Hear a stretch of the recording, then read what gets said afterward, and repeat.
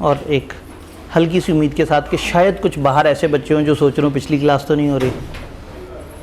वो समटाइम जब रूम 3 में क्लास हो रही होती है तो वहाँ टीचर के करीब दरवाज़ा होता है, तो मैं सिंबॉलिकली एक दफ़ा बाहर जाता हूँ और फिर वापस अंदर आता हूँ कि हाँ भाई लोगों को लगेगा कि क्लास चेंज हुई है। इसमें बाहर जाना आना जो है ना वो ज़रा ज़्यादा दिक्कत होती है क्योंकि रास्ता लंबा है और उस तरफ दरवाज़ा है। तो एज्यूम करता हूँ कि जो लोग बाहर ऑडिट के इंतज़ार में थे वो आ चुके हैं और बाकी लोग आहिस्ता आहिस्ता खरामा बढ़ते बढ़ते आ रहे हैं। तो कुछ गेम समझ आई? ऑडिट कैसा पेपर है? ऑडिट मजलूम पेपर है। ऑडिट को इसके प्रॉपर हकूक दे दें, ऑडिट को उतना टाइम दे दें जितना न्यूमेरिकल को मिलता है। मैं ये नहीं कह रहा न्यूमेरिकल से ज़्यादा दे दें, न्यूमेरिकल जितना टाइम दे दें ये पेपर तंग नहीं करेगा। लेकिन प्रैक्टिकली स्पीकिंग इन 8 पेपरों में एक टेढ़ा पेपर माना जाता है। इसकी नेचर की वजह से नहीं, लोगों की जो आदत डेवलप हो गई होती है उस वजह से। फॉर एग्जाम्पल, अगर कोई पूछे जी कैफ के पहले 3 पेपर आसान हैं या मुश्किल हैं, तो आज आपको लगेगा वो आसान थे। लेकिन जिस वक्त आप आए पीआरसी से, एक आसानी की जन्नत से आए जहाँ सिर्फ क्यूएम और अकाउंटिंग को थोड़ा सा टाइम देना होता था, बाकी सब्जेक्ट तो पता नहीं खुद ही से कहाँ से खुद ब खुद हो जाते थे। तो जो पीआरसी के स्टूडेंट जो है वो जब उस नॉन सीरियस एटीट्यूड के बाद कैफ में आते हैं तो पहले 3 पेपर उन्हें मुश्किल लगते हैं। इसलिए मुश्किल नहीं लगते कि पेपर मुश्किल है, उन्हें क्यों मुश्किल लगते हैं? आदत गलत बनी हुई है। सेम गोज हियर, ऑडिट मुश्किल नहीं है लेकिन हमारी थ्योरी की आदत गलत बनी हुई है।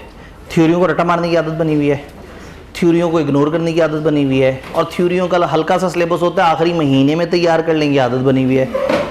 एंड पे जो है वो ठीक है जी, वो अब्दी साहब एक क्रैश कोर्स कराएंगे, वहाँ जाएंगे 12-13 दिन में पूरा सिलेबस बेहतरीन तैयार हो जाएगा। तो अक्सर लोग जो है वो थ्योरियों में सोच रहे होते हैं कि ठीक है ये कंपनी लॉ, इसको तो एंड पे करेंगे जब 12-13 दिन का क्रैश कोर्स होगा। तो वो वाली आदत ऑडिट में नहीं चल सकती। ऑडिट ज़रा बड़ा पेपर है, लेंथ वाइज ज़्यादा है, इसको टाइम चाहिए, मुश्किल नहीं है लेकिन मजलूम है क्योंकि इसके इर्द गिर्द अकाउंटिंग के बहुत सारे पेपर्स हैं जिसकी वजह से परेशानी होती है। तो कल की थोड़ी सी बातें करेंगे और फिर आज के कॉन्सेप्ट को आगे बढ़ाते हैं। कल हम लोगों ने ऑडिट का सिलेबस समझने की कोशिश की थी कि ऑडिट के सिलेबस में कुछ ग्रिड्स हैं। हमने कुछ आइडेंटिफाई किया था कि कुछ चैप्टर्स बहुत ज़रूरी हैं।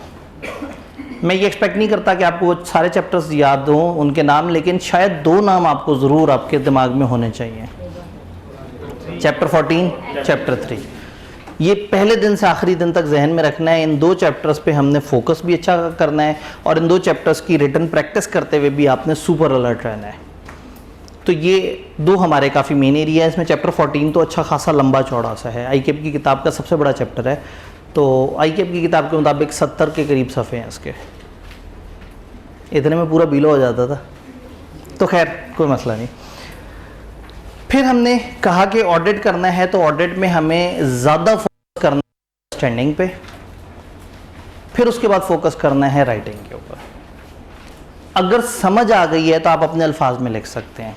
हम मैक्सिमम ऑफ द लेक्चर जो है वो पहले समझेंगे, मैं थोड़ा सा बोर्ड यूज़ कर रहा हूँ, कुछ ग्राफिक्स यहाँ स्लाइड पे मौजूद होंगे और अल्टीमेटली फिर आप किताब को पढ़ के आ रहे होंगे। बीलो सीलो की तरह लफ्ज़ ब लफ्ज़ शायद हम क्लास में ना पढ़ें, लेकिन डिपेंडिंग अपॉन अगर मुझे लग रहा होगा आप बहुत मुश्किल में आ रहे हैं तो मैं आपको अंग्रेज़ी पढ़ा के भेज दिया करूँगा। लेकिन मैं एक ख़ास टाइम पे एक्सपेक्ट करूँगा कि अब आप लोग बड़े हो गए हैं, तो कितना मज़ा है कि यहाँ चंद हिंट्स लिखे हुए हैं और घर जाके आप पूरे पूरे जुमले पढ़ रहे हो। ये अगेन मतलब ये मेरी ख्वाहिश है। मैं पिछले सेशन के शुरू में भी इतना ही जज्बाती हो गया था, लेकिन उसके बाद बच्चों ने जो है वो इस आइडिया को मुस्तरद कर दिया। तो उन्होंने कहा था सर हम अभी तक नहीं बढ़े हुए, ठीक है आप जो है ना हमें उसी तरह से इंग्लिश पढ़ाएं। तो फिर ऑडिट में इसमें होगा ये कि लेक्चर के एंड पे टाइम होगा तो हम वो इंग्लिश पढ़ लिया करेंगे जो अगले दिन आपने किताब से पढ़ के आनी है, और अगर नहीं टाइम होगा तो मैं आपको बता दिया करूँगा कि क्या पढ़ना है, ताकि कभी कभी आपकी भी स्किल डेवलप हो के खुद से बैठ के पढ़ें तो क्या होता है। सर गलत बात कर दी सर, हमें तो सवाल भी टीचर ही कराते हैं, हमें तो जो है ना ठीक है अब बड़े हो गए हैं भाई, कब तक टीचर पे डिपेंडेंट रहना है। अब जो है ना वो आपने खुद क्या कहते हैं आप अपनी रोटी खुद बनाओ। अब जो है ना वो चक्कर है कि आपने खुद मेहनत करनी है, अब जो है ना खुद सारे काम करने हैं। ऑडिट की तरफ आते हैं। कल जो लोग नहीं आए थे उनको मैं बता दूं कि वो जाएंगे youtube.com पे, वहाँ जाके सर्च करेंगे SBI, पहला रिजल्ट आएगा स्टेट बैंक ऑफ इंडिया, दूसरा रिजल्ट आएगा स्कूल ऑफ बिजनेस इंटेलिजेंस। अल्लाह करे पहला रिजल्ट हमारा आ चुका हो, मुझे तो पहला रिजल्ट अपने कॉलेज का नज़र आता है, लेकिन चूंकि मैंने इतनी दफ़ा वो रिजल्ट ओपन किया तो शायद मुझे गूगल उस तरह से दिखाता है। तो जब वहाँ जाएंगे आप उसे ओपन करेंगे तो वहाँ पे आपको प्री रिजल्ट की जो क्लासेस हैं इन सब की वो नज़र आने शुरू हो जाएंगी। हम पहले वीक तक सारी क्लासेस साथ साथ एहतियातन यूट्यूब पे भी देते रहते हैं, क्योंकि शुरू के 2-3 दिन में पोर्टल्स के मसले होते हैं, लोगों को भी समझ नहीं आ रही होती, लॉगिन के प्रॉब्लम्स हैं, ये मसला है। तो चूँकि वो बल्क में प्रोसेसिंग हो रही होती है तो इससे पहले कि किसी का नुकसान हो हम सारी चीज़ों को यूट्यूब पर भी डालते रहते हैं, और गालबन आपने महसूस किया होगा ग्रुप में लिंक वगैरह भी आ जाते हैं। तो जिन्होंने कल का लेक्चर अटेंड नहीं किया, आज घर जाके पहले उन्होंने कल का लेक्चर अटेंड करना है, क्योंकि ओरिएंटेशन एक बड़ी इंपॉर्टेंट चीज़ है। ऑडिट क्या है, इसका मिजाज क्या है, कैसे लेके चलना है, इसमें क्रैमिंग कितनी है, नॉलेज कितनी है, इसका सिलेबस की क्या आउटलाइन है और इसकी ओवरऑल टिप्स एंड टेक्निक्स क्या हैं। तो कल का लेक्चर काफ़ी ज़रूरी है। जिनका वो मिस हुआ हुआ है उन्होंने घर जाके पहले आज वाला पढ़ने के बजाय गुज़िश्ता दिन का लेक्चर ज़रूर सुन लेना है। डन। और जो लोग कल आए थे उनसे मैं पूछूंगा कि क्या कल वाली बातें याद हैं? क्या हमने ऑडिट सारा लिख के करना है? नहीं, हमने सारा लिख के नहीं करना। तो फिर लिखना क्या है? माइंड मैप्स, नक्शे बनाने हैं। आज का लेक्चर आप अटेंड करके घर पहुंचे, घर जाके कुछ स्केच सा बना लिया कि सर ने ऑडिट के ये 5 एडवांटेजेस बताए थे, इस तरह से करके हेल्प करेगी किताब सामने रखें और एक स्केच बनाएं। चूँकि यहाँ एग्जामिनर इज़ नॉट एक्सपेक्टिंग कि आप किताब से हूबहू लिखें। बी लॉ के पीछे एक लॉ होता था, लॉ कंप्लायंस होता है, लॉ को आपने हूबहू फॉलो करना होता है। सी लॉ के पीछे भी एक लॉ था। ऑडिट के पीछे स्टैंडर्ड्स हैं, स्टैंडर्ड फ्लेक्सिबल होते हैं। यानी अगर स्टैंडर्ड ने एक जुमला लिखा हुआ है किसी खास तरीके से और आप उसको बहुत ज़्यादा उलट पुलट तरीके से लिख देते हैं लेकिन मतलब क्लियर कर देते हैं तो किसी को कोई परेशानी नहीं है। तो ऑडिट में सेल्फ राइटिंग काफ़ी ज़्यादा हो सकती है, और अब वक्त आ गया कि सेल्फ राइटिंग बेहतर करें, क्योंकि CA फाइनल में आपको majority of the time self writing चाहिए होगी। अब आपको रट्टे से निकलना होगा। CA फाइनल को तो रट्टे से बचाने के लिए उन्होंने और काम भी किया हुआ है। ओपन बुक एग्जाम इस वक्त CA फाइनल के अंदर सिवाय SPM के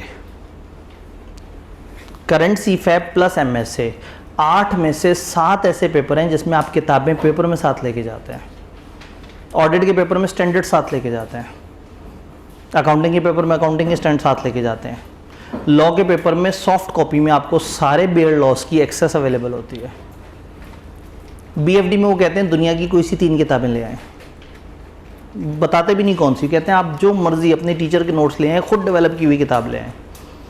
MSA में कहते हैं bring as many books as space allows you.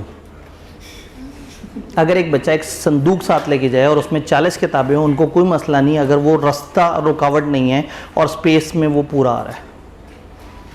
तो इसका मतलब है कि वो उस टाइम पे ये चाहते हैं कि लोग अब रट्टे से बाहर निकल आएं। किताबें तो सामने मौजूद हैं, तो रट्टा थोड़ी मारना है, बस ये पता होना चाहिए कि सवाल आंसर कैसे करना है, और अगर कहीं डाउट हो तो थोड़ा सा किताब ओपन करके देख लिया जाए कि हाँ क्या बात लिखी हुई थी। जी क्या टाइम होगा?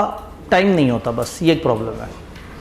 तो किताबें साथ होती हैं, तो मैंने अक्सर बच्चों से पूछा कि भाई जो अकाउंटिंग के स्टैंडर्ड आप लेके जाते हैं वो यूज़ हो पाते हैं? तो कहते हैं सर बहुत ज़्यादा तो नहीं, लेकिन हम फिर भी ले जाते हैं।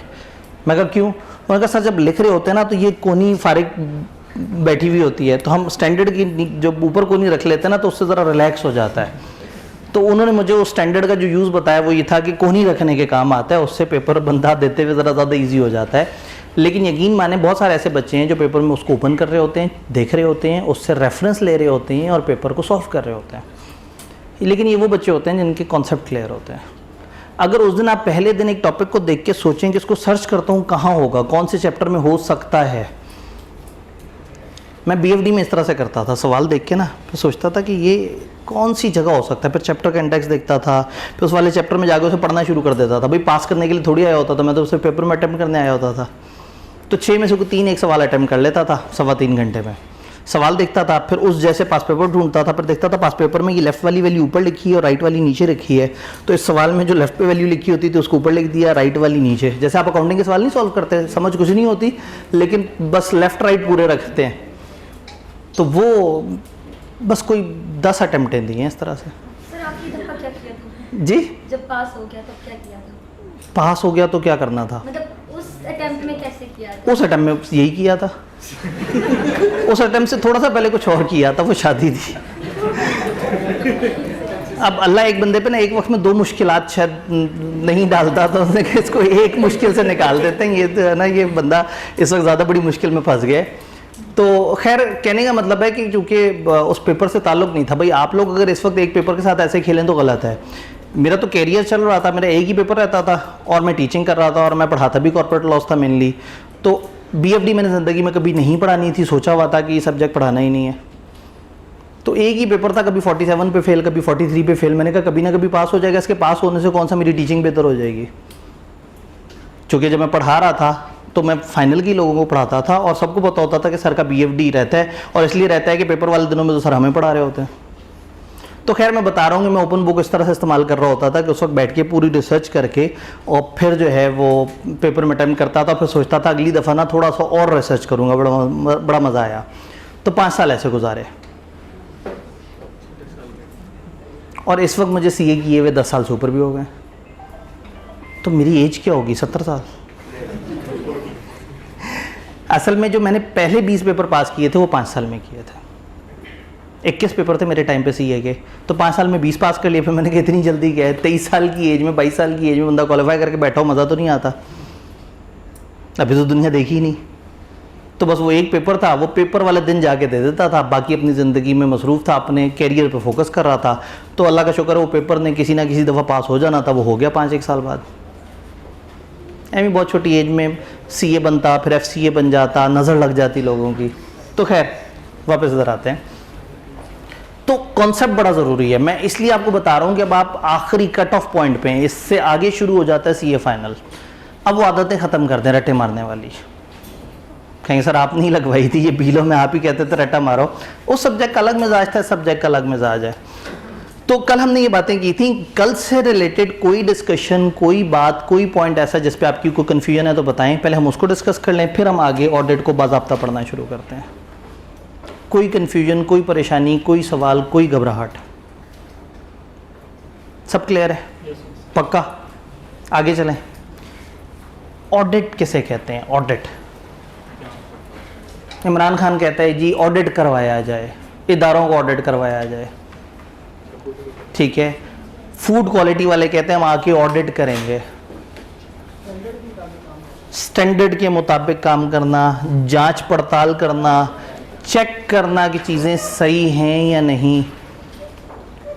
भाई इलेक्शन के प्रोसेस का ऑडिट होना चाहिए, इदारों का ऑडिट होना चाहिए, फलाना का ऑडिट होना चाहिए, गवर्नमेंट के लोग काम कैसा कर रहे हैं इसका ऑडिट होना चाहिए, कोई क्वालिटी कैसी प्रोवाइड कर रहा है इसका ऑडिट होना चाहिए। तो ऑडिट बड़ा बड़ा ग्लोबल सा वर्ड है। ऑडिट कॉमनली इस्तेमाल होता है किसी भी चीज़ की जांच पड़ताल करने के लिए, किसी भी चीज़ को चेक करने के लिए। फॉर एग्जांपल क्लास स्टार्ट होने से पिछले दिन ये लोग आके इस टीवी के साथ तारें लगा के इसको उसके साथ कनेक्ट करके चेक करें कि क्या ये ऑन द गो उस टाइम पे सही चलेगा या नहीं चलेगा, तो वो टीवी का ऑडिट किया है इन्होंने।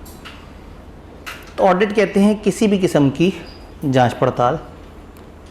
फ़र्ज़ करें आप घर वालों से कहते हैं कि पता नहीं क्यों मेरा पेपर रह जाता है, मैं तो बहुत पढ़ता हूँ, तो किसी दिन वो आपके कमरे में आके आपके नोट्स का ऑडिट शुरू कर देते हैं। फिर आपके रजिस्टर उठा के जब देखते हैं कि उसमें थोड़े से ही सफ़े लिखे हुए हैं, तो आपसे पूछते हैं कि बेटा बाकी वो 15 रजिस्टर कहाँ हैं जो तुमने इस दौरान भरे? तो आप कहते हैं मुझे भूख लग रही थी तो मैं बेच के मरुंडे खा गया।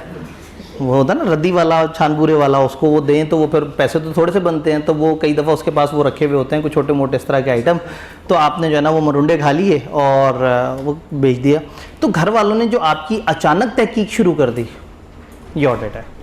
ऑडिट इज़ किसी भी किस्म की कोई भी इन्वेस्टिगेशन, किसी भी किस्म की कोई भी एक्टिविटी जिसके थ्रू हम देखते हैं कि कोई ख़ास प्रोसेस सही हुआ या नहीं हुआ। तो ये ऑडिट का लफ्ज़ आप जब न्यूज़ में सुनेंगे, आप इर्द गिर्द की दुनिया में सुनेंगे, तो ये बहुत बड़ा वर्ड है। इसका मतलब है किसी भी चीज़ की जांच पड़ताल। लेकिन अब अगर हम अपने सिलेबस के अंदर आ जाएंगे तो अब हम थोड़े से खुदगर्ज हो जाएंगे। हम सिर्फ अकाउंट्स की जांच पड़ताल को ऑडिट कहेंगे। और अगर आप कहें नहीं सर किसी भी चीज़ की जांच पड़ताल, उसके लिए क्या लफ्ज़ इस्तेमाल करेंगे, तो फिर बड़ा वर्ड हमारे पास मौजूद है, अश्योरेंस।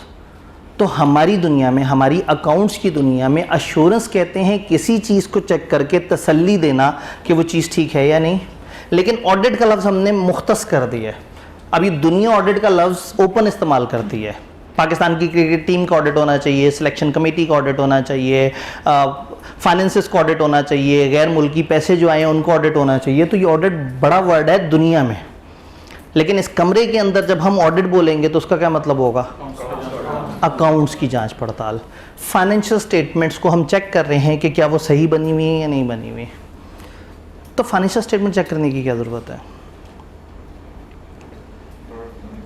भाई कंपनी है, कंपनी में इतने बड़े बड़े चार्टर्ड अकाउंटेंट्स हैं, CFO है, उसके नीचे पूरी टीम है, उन सब ने अगर अकाउंट्स बनाए हैं तो चेक करने से क्या फ़ायदा? सही बनाए हैं या नहीं बनाए। थोड़ी सी ऑडिट की नींव समझते हैं। बेसिकली ओनर अपने इदारे से दूर हो जाता है कई दफ़ा। कैसे दूर हो जाता है? एक बच्चे को जो है वो अपने फादर के मरने पे उसका पूरा बिजनेस सेटअप मिला। जब उसने आके उसको समझने की कोशिश की तो जो उसके साथ रेलेवेंट मैनेजर्स थे उन्होंने उसको समझाया कि भाई आपके फादर का जो बिज़नेस है इसमें 1000 ब्रांचेस हैं और आपकी पाकिस्तान में 11 फैक्ट्रियाँ लगी हुई हैं और 40 गोदाम हैं। उसने कहा अच्छा। तो इसने कहा फिर ये मैं तो ओनर हूँ, मैं इन सारों को कैसे चेक कर सकता हूँ? उन्होंने कहा आपको क्या ज़रूरत है? 1000 ब्रांचेस में हर ब्रांच के ऊपर एक मैनेजर तैनात है। वो मैनेजर देखता है कि उसके नीचे के लोग सही काम कर रहे हैं या नहीं कर रहे। तो आप चिंता मत करें, वो मैनेजर्स बहुत ही ज़िम्मेदार, ईमानदार, किफ़ायतशवार, अच्छे इंसान हैं। उनके नीचे जितने भी लोग हैं अगर वो को गड़बड़ करेंगे तो ऊपर वाला बंदा उन्हें पकड़ लेगा। तो फिर ओनर कहता है कि अच्छा चलें फिर मैं उन 1000 लोगों से मिलूँ। यानी अब ये बच्चा जो अब बड़ा हो गया है ये कहेगा कि मैं 1000 लोगों को मिलूँ। एक दिन में कितने लोगों को मिल सकता है ये? 1 2। असल में ये 1000 लोग तो पूरे पाकिस्तान में फैले हुए हैं।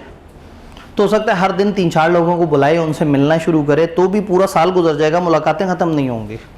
और मुलाकात करने के लिए अगर ये उन शहरों में गया फिर तो लग जाएंगे 3 साल।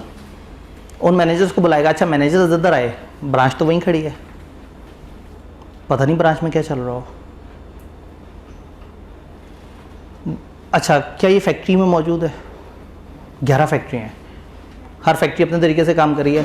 अगर एक मुल्क में 1000 ब्रांचेस हैं तो एक फैक्ट्री एक महीने में बाइंग कितनी करती होगी?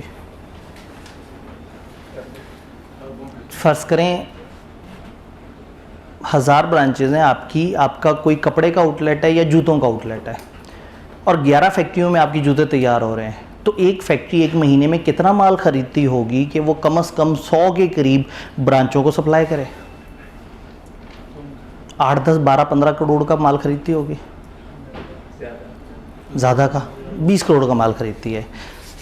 20 करोड़ का माल ख़रीदने के लिए जब ये गए, यानी कि फैक्ट्री के अंदर जो सुपरवाइज़र है या जिसके ज़िम्मे है बाइंग करना, वो जब गया सप्लायर के पास, उसने कहा जी हमारा बल्क ऑर्डर है। उनके पास आते थे 25 लाख 30 लाख 40 लाख के ऑर्डर, ये भाई साहब आ गए 20 करोड़ के ऑर्डर के साथ। इसने कहा जी हमारा ऑर्डर काफ़ी बड़ा है, हमें चाहिए 10% डिस्काउंट। उसने कहा नहीं 10 ज़्यादा है। उसने कहा नहीं भाई हमारा ऑर्डर भी बहुत बड़ा है। उसने कहा 10 छोड़े, हम 8% तक आपको डिस्काउंट दे देंगे। अब मेरे सामने जब इतने पढ़े लिखे लोग मौजूद हों तो मुझे 20 करोड़ का 8% निकालने की ज़रूरत तो नहीं है, मुझे पूछने की ज़रूरत है कि वो कितना बनता है। 1 करोड़ 60 लाख। इसने लिया 1 करोड़ 60 लाख का डिस्काउंट। इसने कहा जी एक बात बताऊं, ओनर तो होता है लाहौर, हम इस वक्त बैठे हुए हैं सिंध के एक एरिया में, तो उसने तो कभी आना नहीं। डिस्काउंट मैं ले रहा हूँ, ले ओनर के लिए रहा हूँ, लेकिन अगली बाइंग का फ़ैसला ओनर ने नहीं करना, मैंने करना है। तो मेरे लिए क्या है? उसने कहा देखिए जी मैंने आपको डिस्काउंट कर दिया। उसने कहा डिस्काउंट तो ओनर को करके दिया। उसने कहा अच्छा काम करते हैं, डिस्काउंट को कम कर देते हैं, हम 20 करोड़ के ऑर्डर में 1 करोड़ का डिस्काउंट कर देते हैं। हम 1-1.5 का कर सकते हैं, लेकिन हम 1 का कर देते हैं, आपको एक गाड़ी दे देते हैं, बस अगले महीने भी ऑर्डर हमें ही मिलना चाहिए। उसने कहा पर अगले महीने एक गाड़ी भी मिलनी चाहिए।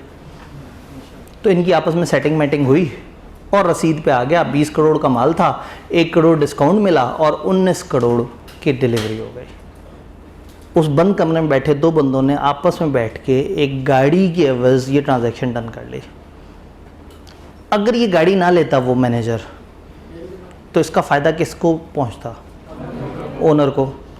एक फैक्ट्री की एक महीने की बाइंग का जिक्र हो रहा है, 50-60 लाख का चूना लग गया। अगर 11 फैक्ट्रियाँ हों, अकाउंटेंट्स मेरे सामने मौजूद है, 5.5 करोड़। अगर साल में 12 महीने हों, महीने भी तो 12 है ना, फैक्ट्रियाँ अगर 11 हैं तो पौने अरब पे पहुंच गई कहानी। अभी तो ये फैक्ट्री है, अभी तो हर ब्रांच में एक एक फेक एम्प्लॉय डाल दें, ओनर तो ब्रांच तक पहुंचेगा ही नहीं कभी। ब्रांच वाले हर दफ़ा भेजते हैं अकाउंट्स कि इस दफ़ा हमारे पास इतने लोग हैं जो काम कर रहे हैं। तो एक ब्रांच जिस पे 27 लोग मौजूद होते हैं, मैनेजर ने कहा कि अब हमें ज़रूरत पड़ गई, हमने 2 ऑफिस बॉय रख लिए हैं, बल्कि एक ऑफिस बॉय रख लिया और एक जूनियर अकाउंटेंट रख लिया है। ऑफिस बॉय को हम देते हैं 30,000 रुपया और जूनियर अकाउंटेंट को देते हैं हम 50,000 रुपया।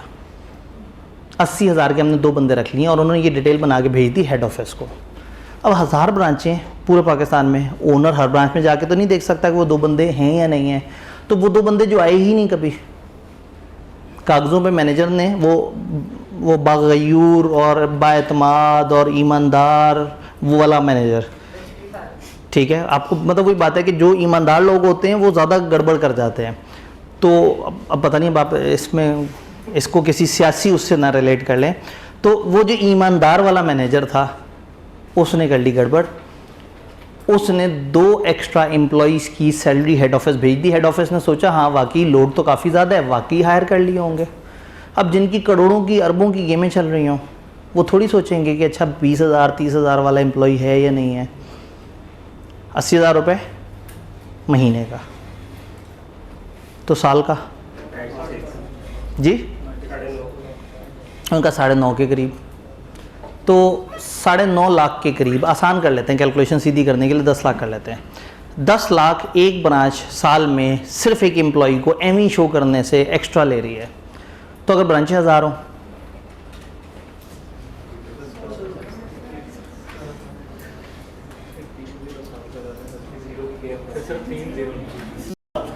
भाई ने आसान सा हल दे दिया, उन्होंने कहा 3 0 एंड पे लगा दें। तो खुदा का खौफ करें, मेरे सामने अकाउंटेंट्स मौजूद है, आपको 10 लाख को 1000 से मल्टीप्लाई करना है। आसान काम बताऊं, 10 लाख को इंग्लिश में कन्वर्ट कर लें, 1 मिलियन है। उसके आगे जब 3 0 लगाएंगे तो 1 मिलियन किस में कन्वर्ट हो जाएगा? 1 बिलियन। 1 अरब रुपया कंपनी वाले खा गए ओनर का, और ओनर को पता ही नहीं लगा। तो जब इतने बड़े लेवल की कंपनी हो, इतना बड़ा निज़ाम हो, तो ओनर को तो पता नहीं कहाँ कहाँ से कितना नुकसान हो रहा होगा। वो नुकसान से बच सकता है अगर वो अकाउंट्स बनवा ले। तो वो बच्चा जो कि बड़ा हो चुका हुआ है, उसको वालिद का काम मिला है, उसने पढ़ाई में पहले भी उसकी दिलचस्पी नहीं थी, वो बस ऐसे ही बैचलर्स वगैरह करने की कोशिश की थी उसने, वो कर नहीं सका था, तो अपने खेल तमाशे में लगा रहता था। जाहिर है बाप इतना अमीर आदमी हो तो बच्चे का मिजाज ही नहीं बन रहा होता पढ़ने का।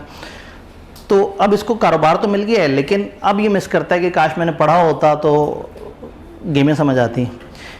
इसने अपने नीचे जो सेकंड मैनेजर था उसको कहा भाई मुझे काम करो, मुझे अकाउंट्स बनवा के दो सारे कंपनी के। उसने कहा मसले कोई नहीं। उसने नीचे के मैनेजर्स को कहा, उन्होंने उससे नीचे के मैनेजर्स को कहा, उन्होंने उससे नीचे के मैनेजर्स को कहा, और जनाब ब्रांच पे खबर पहुंच गई। अब ब्रांच वालों ने जनाब अकाउंट्स बना के दिए, पहले 1000 ब्रांचों के अकाउंट बना के दिए, फिर हर एरिया वाले ने अपने एरिया के अकाउंट्स बनाए, फिर हर सूबे वाले ने सूबे के अकाउंट्स बनाए, और इसके सामने आ गए टोटल फाइनेंशियल स्टेटमेंट्स। जब इसके सामने फाइनेंशियल स्टेटमेंट्स आए तो इसने कहा भी मुझे दिखाओ अकाउंट्स। अब ये सोच रहा था कि अकाउंट्स में लिखा होता होगा कि वी गेट रेवेन्यू ऑफ इतने अरब, वी डिड एक्सपेंस ऑफ इतने, and we have a profit of इतने। लेकिन जो अकाउंट्स इसके सामने आए वो कोई अजीब सी 2 शक्लें थी। एक पे लिखा हुआ था स्टेटमेंट ऑफ फाइनेंशियल पोजीशन, और एक पे लिखा हुआ था स्टेटमेंट ऑफ कॉम्प्रिहेंसिव इनकम, और आगे भी अजीब अजीब सी चीज़ें थी, कोई चेंजेस इन इक्विटी और पता नहीं क्या। अच्छा यहाँ वो देखिए तो रिप्रेजेंटेड बाय इतनी इक्विटी, इतने प्रेफरेंस शेयर्स, वो परेशानी हो गया। उसने कहा भाई मैंने कहा था मुझे अकाउंट्स ला के दो, ये क्या चीज़ है? उन्होंने कहा जी आजकल ऐसे ही बनते हैं, ये अकाउंटेंट्स की रोज़ी रोटी के लिए आईफैक ने बड़ा मज़ेदार सा निज़ाम बना दिया है, इतना मुश्किल साइंस कर दिया कि सिर्फ अकाउंटेंट्स को समझ आती है। तो उसने कहा अगर समझ अकाउंटेंट्स को आती है तो मैं तो अकाउंटेंट नहीं हूँ। तो मुझे कैसे पता लगेगा कि ये सही है? मैं तुमसे कह रहा हूँ मेरी कंपनी कैसी चल रही है, तुमने मुझे ये 2 कागज़ के टुकड़े ला के दे दिए हैं। उसने कहा जी इन 2 कागज़ के टुकड़ों को वही समझ सकता है जिसने अपनी सारी ज़िंदगी 2 कागज़ के टुकड़े बनाने में लगा दी। उसने कहा अच्छा सीए वाले लोग। फिर से याद आया 13-14 साल पहले इसका एक दोस्त होता था, उसने कहा था मैंने सीए शुरू करना है। बड़ा जज्बाती सा था, बहुत मेहनत करना चाहता था, ज़िंदगी से प्यार नहीं था उसे, लेकिन उसने कहा था कि मैं कुछ करके घर वालों के लिए अपने आप को कुर्बान करने जा रहा हूँ। तो उसने कहा अगर 13 साल गुजर गए हैं तो फाइनल तक पहुँच गया होगा, या कोई पता नहीं क्वालिफाई कर गया हो। भाई अब नॉर्मल लोग भी तो होते हैं ना कि वो मतलब 12-13 साल में क्वालिफाई कर गया हो। तो बातें हम हमेशा बता रहे होते हैं, लेकिन बच्चे कहते हैं लो हमें शुरू में धोखा दिया, टीचर्स ने कहा सीए बहुत आसान है, बड़े आराम से हो जाता है। वो तो फ्रंट ऑफिस वाले बताते हैं। कभी किसी टीचर ने क्लास में कहा ओ सीए ये तो 4 साल में हो जाएगा, 4.5 साल में हो जाएगा। असल में पैसे पहले ले लेते हैं, जब आप पैसे दे चुके होते हैं तो फिर उसके बाद आपको बताते हैं कि भाईजान किधर आ गए हो। खैर हुआ ये कि वो अकाउंट्स जो बनाए गए हैं वो अब समझ आएंगे किसी चार्टर्ड अकाउंटेंट को। इसने अपने फिर दोस्त से रब्ता किया और उसको कहा यार तुम्हारा सीए का क्या मामला। उसने कहा यार हो गया, अल्लाह का शुक्र है, सीए मैंने एक फर्म भी शुरू कर दी है, अब मैं इदारों का ऑडिट करता हूँ। उसने कहा ना करो, क्या करते हो? ऑडिट। इसे याद आया कि इसके भी जो राइट हैंड ने इसे बताया था, इसके भी जो चीफ ऑफिसर था इसका, उसने बताया था कि जी इन 2 का वो करें ऑडिट। उसके जहन में था ऑडिट। उसने कहा ना करो, तुम ऑडिट करते हो, मेरे पास ना 2 अजीब अजीब से कागज़ हैं, इस पर ये लिखा हुआ है, ये लिखा हुआ है। उसने कहा क्या बात कर दी, हो जाएगा ऑडिट। तो उसने कहा यार इस पर तो टाइम लगेगा। उसने कहा हाँ टाइम लगेगा, मैं लेके आऊँगा 7-8 बंदों की टीम, मैं 3-4 महीने तक तुम्हारे इदारे में बैठा रहूँगा। तुमने तमाम ऑफिसर से कहना है कि वो हमारे साथ ताउन करें, हम जो इन्फॉर्मेशन मांगे वो इन्फॉर्मेशन हमें दी जाए, हम जिस चीज़ का जिक्र करें वो चीज़ हमें प्रोवाइड करें, हम जिस तरह से चाहें उनसे कहना है। समझो ओनर आके बैठा हुआ और ओनर वो कर रहा है, तहकीक कर रहा है, हम इतना फ्रीडम दिलवाओगे? उसने कहा मसला ही कोई नहीं, मेरी कंपनी है, कोई खिलाफ जाके तो दिखाए, तुम्हारे पास पूरी पावर्स होंगी। तो इसने कहा अच्छा और फिर पैसे का क्या मामला होगा? तो यार तुम तो दोस्त हो। तो उसने कहा यार पिछले 13 साल में मुझे तो कभी जूता फ्री नहीं भेजा तुमने, ठीक है, तो अब जब तुम जो कर रहे हो तुमने वो चीज़ मुझे फ्री नहीं दी, तो जब मैं जो कर रहा हूँ मैं तुम्हें वो चीज़ कैसे फ्री दे दूँ? ये ऐसी है जैसे हर बच्चा आके कहता है कॉलेज से जी बताएं आप मेरे लिए क्या फेवर करेंगे।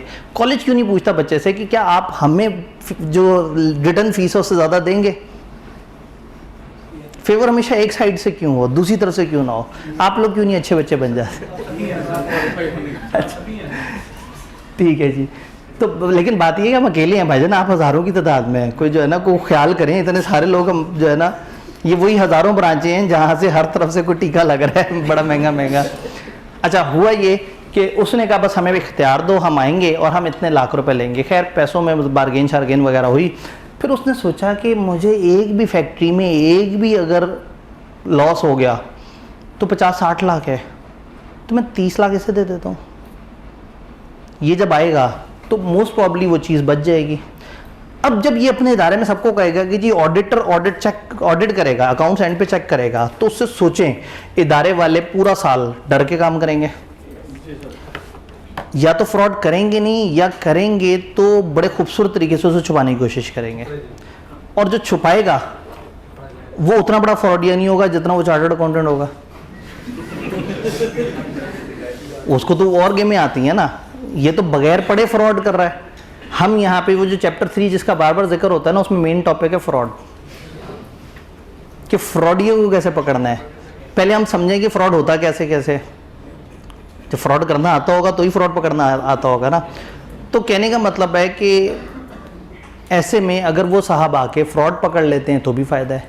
यानी अब ये जो हमने सारा प्रोसेस देखा है, इस ऑडिट से आपको क्या क्या फ़ायदा नज़र आ रहा है? क्या फ़ायदा नज़र आ रहा है?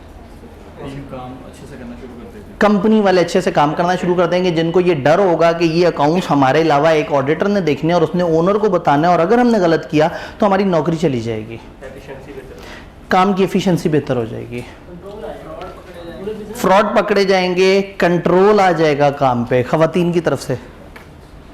कोई फ़ायदा अगर ऑडिटर ही बाइज्ड हो गया। अब ये इस टाइम पे तो इन्होंने अजम्पशन ही दूसरी तरफ ले गई हम चैप्टर 13 पढ़ेंगे जो हमें एथिक्स बताएगा। वो चैप्टर हमें बताएगा कि आपने कैसे ईमानदार रहना है, और जब वो आएगा तो मैं एक इमोशनल सी स्पीच भी कर दूंगा ईमानदारी के ऊपर। फिलहाल हमारी एजम्पशन है हम इस वक्त कम से कम एक इंसान को ईमानदार मान रहे हैं, वो है ऑडिटर। जहां हमने इसके ऊपर डिबेट करनी होगी वहां हम पहले मानेंगे अगर ईमानदार ना हो तो क्या नुकसान होगा। फिलहाल हमारी एजम्पशन ये है कि वो ईमानदार है। जैसे कंपनी लॉ में जब भी आपने डॉक्यूमेंट रजिस्ट्रार को भेजा, कभी ये नहीं सोचा कि अगर रजिस्ट्रार बेईमान हुआ तो क्या होगा। तो जब लिखा है कि SECP से अप्रूवल लेंगे तो कभी ये नहीं सोचा कि अगर वो लोग 2 नंबर हुए, करप्ट हुए तो क्या होगा। इदारों को करप्ट नहीं सोचना होता, इंसान करप्ट होते हैं। तो आपने ऑडिट किया या ऑडिट के खौफ की वजह से कंपनी वालों ने बड़ा अच्छा काम किया, और कोई फ़ायदा? इन्वेस्टर को फ़ायदा होगा। भाई ये जो अकाउंट्स बने हुए हैं, एक इन्वेस्टर है उसने कंपनी में लगाना है 2 अरब रुपया, वो 2 अरब कैसे लगाता है? वो आके 2-3 लोगों से मुलाकात थोड़ी करता है, वो देखता है कंपनी के अकाउंट्स। अब कंपनी के अकाउंट्स देखे और उसे यही खौफ हो कि पता नहीं ठीक भी बने या नहीं बने। लेकिन अगर इनका एक बड़ा कम्प्रिहेंसिव ऑडिट हुआ हुआ है और एक बंदे ने आपको एक बड़ी मुनासिब सी, रीज़नेबल सी एश्योरेंस दी है कि हाँ भाई टेंशन नहीं लेनी, मेरे ख्याल में चीज़ें काफ़ी बेहतर हैं, तो आपका हौसला बढ़ जाएगा। बिल्कुल ही अनदेखे अकाउंट्स पे आप इन्वेस्ट करने जा रहे हैं, तो कम से कम किसी एक कॉम्पिटेंट लेवल के बंदे ने या एक फर्म ने अगर आपको बताया कि ये अकाउंट्स काफ़ी हद तक ठीक हैं, तो आप इनके ऊपर भरोसा कर सकते हैं। तो फिर अथॉरिटीज़ के पास भी तो जमा होने होते हैं अकाउंट्स, उनको भी हौसला हो जाएगा। तो टैक्स वालों को जो डाउट है कि इन्होंने टैक्स तो नहीं चोरी किया, उनको भी हौसला हो जाएगा। अजम्पशन ये कि ऑडिटर ईमानदार है। अगर ऑडिटर ईमानदार है तो फिर सबको फ़ायदा होने लगा ऑडिट के प्रोसेस से। क्या मुझे कोई से और 5 फ़ायदे मिल सकते हैं? किताब में ना गिनती के 4-5 लिखे हुए हैं, लेकिन हम किताब से तो बाहर आ चुके हुए हैं, हमने खुद सोचना है। जी 1 मिनट, यहाँ से काफ़ी हो गए जी। बैंक के लोन मिलना आसान है। आप एक बैंक को जाके कहते हैं कि जी मुझे लोन चाहिए, वो कहते हैं इनकम कितनी है, आप कहते हैं कितनी दिखानी है, तो वो तो कहेंगे अच्छा भाग जाओ दौड़ जाओ, मतलब ये किस किस्म के आदमी हो तुम। तो जब आप बैंक के पास जाएंगे और कहेंगे लोन चाहिए, वो कहेंगे ज़रा अपने क्रेडिबल अकाउंट्स दिखाएं ताकि हमें आपकी वर्थ का अंदाज़ा हो। तो उस पर एसेट्स लिखे होंगे, लाइबिलिटीज़ लिखी होंगी, इनकम लिखी होगी, एक्सपेंस लिखे होंगे, एक तगड़ी ऑडिट फर्म के साइन मौजूद होंगे। तो बैंकर जो है वो उस ऑडिटर की, चार्टर्ड अकाउंटेंट की रिपोर्ट को देखेगा, उसे चूमेगा, साइड पर रखेगा और कहेगा बस तुम लोगों के बारे में जो डाउट था वो इस कागज़ ने क्लियर कर दिया है, जो तुम्हें लोन दिया। इतनी वर्थ है साइन की। आपके एक साइन पे करोड़ों अरबों रुपए के फैसले होते हैं। आपको थोड़े से पैसे मिलते हैं, लेकिन फैसले आपके साइन की बेस पे काफ़ी ज़्यादा होते हैं। तो अगर वो साइन गलत कर दिया ना, तो बस फिर आखिरत तो तबाह है ही है, दुनिया में भी जलील होकर रह जाएंगे। लेकिन आज वो टाइम नहीं है। वो टाइम आएगा जब हम एथिक्स में आएंगे, इंटेग्रिटी की बात होगी, तो उधर मुझे फिर एक इमोशनल स्पीच करनी पड़ेगी। लेकिन आज फ़िलहाल बाकी तमाम चैप्टर्स में मान लेते हैं कि ऑडिटर नेक नीयत होता है। और कोई फ़ायदा? डिसीजन मेकिंग बेहतर हो जाएगी सबके लिए। सबको जो इन्फॉर्मेशन मिलेगी वो रिलायबल होगी, वो भरोसे वाली होगी, उसके ऊपर ट्रस्ट ज़रा ज़्यादा आ रहा होगा। और इन्वेस्टर्स इन्वेस्ट कर सकते हैं उसको देख के, ओनर्स इन्वेस्ट कर सकते हैं, शेयर होल्डर्स को ट्रस्ट आ गया। जब कंपनी राइट इशू करे, उन्हें पता है हमारी कंपनी अच्छी चल रही है, वो उसमें री इन्वेस्ट कर सकता है। और ऑडिट का फ़ायदा, कॉस्ट कंट्रोल हो जाएगी। पता है जहाँ से कहानी शुरू हुई थी उस फ़ायदे तक अभी आप पहुँच ही नहीं रहे। ओनर, जिस गरीब का इदारा है, वो कितना सुकून में आ जाएगा, उसको कितना इजी हो जाएगा कि हाँ भाई मेरा इदारा बिल्कुल सही चल रहा है। उसको गवर्नेंस पे भरोसा हो जाएगा कि मेरे इदारे में स्टैट्यूटरी रिक्वायरमेंट, जो लीगल रिक्वायरमेंट वो पूरी हो रही हैं, नॉन स्टैट्यूटरी रिक्वायरमेंट, गवर्नेंस और ये सारी चीज़ें भी बड़ी अच्छी चल रही हैं। तो जब अकाउंट्स बन के आएंगे और ऑडिटर कहेगा कि हमें ना होने के बराबर फ्रॉड मिले, तो उसे एक हौसला हो जाएगा कि मेरी टीम अच्छी चल रही है, हमारी गवर्नेंस अच्छी है, हमारी परफॉर्मेंस अच्छी है, फाइनेंशियली भी सुकून हो जाएगा, अदर देन फाइनेंशियल फैक्टर्स भी उसको अच्छी तरह से समझ आ जाएंगे। और वो मेरे एग्जाम्पल में एक ओनर था। कंपनियों में क्या होता है, शेयर होल्डर्स मुतमईन हो जाएंगे कि हमने जिन लोगों पर भरोसा किया है, जिन डायरेक्टर्स को हमने इख्तियार दी है, वो कंपनी को बड़े अच्छे तरीके से लेके चल रहे हैं। और कोई फ़ायदा? अकाउंट्स एग्जामिन होंगे, अकाउंट्स में जब एरर्स सामने आ जाएंगे तो ऑपरेशनल एफिशिएंसी बेहतर होगी, बिजनेस भी ग्रो करेगा। एक कंपनी जब अपना ऑडिट कराती है तो इसका मतलब है कि जब सबको पता ऑडिट होना है तो वो काम भी ध्यान से करेंगे, फिर भी कोई गलती रह गई तो हो सकता है ऑडिटर की नज़र में आ जाए, और अल्टीमेटली जब इदारे पे बाहर के लोगों का भरोसा बढ़ेगा, अंदर के लोगों का भरोसा बढ़ेगा, कॉन्फिडेंस ज़्यादा होगा, इदारा ज़्यादा अच्छे तरीके से चलेगा और ज़्यादा ग्रो करेगा। तो अगर पेपर में ऑडिट के फ़ायदे आ जाएं तो आपको ज़रूरत ही नहीं है कि किताब की किसी सफ़े को आपने याद किया, वो आपके जहन में कॉन्सेप्ट होना चाहिए। हाँ, घर जाके मैप क्या होना चाहिए, एडवांटेजेस ऑफ ऑडिट, नीचे 4-5 कीवर्ड्स लिख दें। Credibility for share holders, important for owner, improvement of process, whatsoever, मतलब ज़रूरी नहीं आप पूरे जुमले लिखें, बस आप लेक्चर के बाद एक सफ़े पे उसका एक मैप सा बना लें और आपको हो कि हाँ भाई आज हमने ये बात पढ़ी थी। जब पूरा चैप्टर ख़त्म हो जाए तो एक मास्टर मैप बना लें जो पूरे चैप्टर को 1-2 सफ़े के ऊपर कैद कर ले। तो अल्टीमेटली आपके जहन में वो मैप होना चाहिए कि आप एक दफ़ा देखें एडवांटेज ऑफ ऑडिट और तकरीबन 30 सेकेंड में आप दोहरा लें कि उसमें क्या क्या फ़ायदे होते थे। क्लियर? अब इनसे पूछते हैं ऑडिट किसे कहते हैं। ऑडिट किसी भी चीज़ की जांच पड़ताल नहीं है, अकाउंट्स की जांच पड़ताल है। तो अगर हम किताब की तरफ आएँ तो सबसे पहले तो है आसान डेफिनेशन ऑडिट की। Audit is an official examination of accounts of an entity by an auditor. Audit उस एक्टिविटी को कहते हैं, ऑफिशियल एग्जामिनेशन ऑफिशियल तरीके से चेक करने को कहते हैं। अगर वर्ड एग्जामिनेशन पे आपको डाउट हो तो आईकैप आपके साथ जो करता है हर 6 महीने बाद, आपको जिस लेवल पे चेक करता है, जिस लेवल पे आपको असेस करता है, उस एक्टिविटी को एग्जामिनेशन कहते हैं। तो ऑडिटर अकाउंट्स को वैसे ही चेक करता है जैसे आईकैप पेपर में आपको चेक करता है। तो सोचें कितनी बर्बरियत के साथ जो है ना वो अकाउंट्स को देखता होगा। तो ये ऑफिशियल जांच पड़ताल है किसकी? अकाउंट्स की। किस चीज़ के अकाउंट्स? एंटिटी। ये एंटिटी क्या चीज़ होती है? बिजनेस। ऑडिट में हम अजम्पशन ये लेंगे कि हम हर इदारे का ऑडिट कर सकते हैं। तो बजाय इसके कि मैं कहूँ सोल ट्रेडर, पार्टनरशिप, कंपनी फलाना, मैं एक लफ्ज़ बोल दूँ सब कवर हो जाएगा। एंटिटीज़ का ऑडिट, अब स्कूल भी ऑडिट होगा, गवर्नमेंट भी एंटिटी है, हॉस्पिटल भी एंटिटी है, एक मैन्युफैक्चरिंग कंसर्न भी एंटिटी है, ये जो जूतों वाली कंपनी है ये भी एक एंटिटी है, नॉट फॉर प्रॉफिट इदारा भी एक एंटिटी। एंटिटी इज़ एनीथिंग जिसके अकाउंट्स बनते हैं। तो ऑडिट ऑफिशियल जांच पड़ताल है अकाउंट्स की किसी भी एंटिटी के बाय एन ऑडिटर। ये बच्चों वाली डेफिनेशन है कि पहले दिन जब आपको बिल्कुल बेसिक्स बताया जाए तो, लेकिन अब आप लोग चूंकि ज़रा ज़्यादा मैच्योर हैं तो थोड़ी सी बड़ी डेफिनेशन देख लेते हैं। Main objective of an audit is to enable an auditor to convey an opinion. Audit का मेन ऑब्जेक्टिव है कि ऑडिटर को इस काबिल कर दिया जाए कि वो कन्वे करे एक opinion.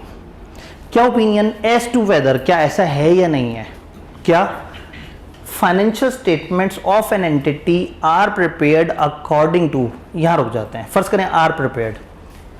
Main objective of audit is to enable an auditor to convey an opinion as to whether or not financial statements of an entity are prepared. फर्ज करें यहीं तक लिखा हुआ है, रुक जाते हैं, ये मुझे मुश्किल लफ्ज नजर आया। फाइनेंशियल स्टेटमेंट्स ये क्या होता है? अकाउंट्स, 5 तरह की स्टेटमेंट, 4 स्टेटमेंट और नोट्स दो अकाउंट्स वगैरह आपके जहन में है। किताब को लगा बच्चों को शायद भूल गया हो तो उन्होंने दोबारा पेस्ट कर दिया, तो आपने बस उसे देख के मुस्कुरा देना है।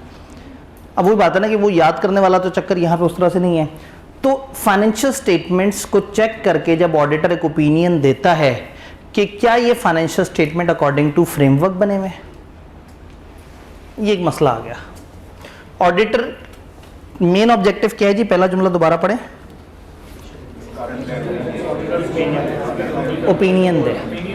ऑडिटर ने राय देनी है, ऑडिटर ने बताना है कि क्या फाइनेंशियल स्टेटमेंट ठीक बने या नहीं बने, राय देनी है। और आपको पता है राय तो हर इंसान की फ़र्क हो सकती है।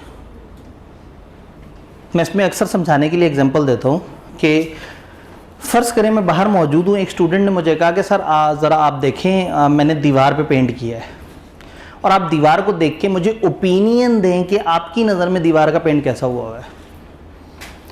मैंने कहा कि दीवार देखी, दीवार पे आछी गुलाबी रंग का पेंट हुआ हुआ,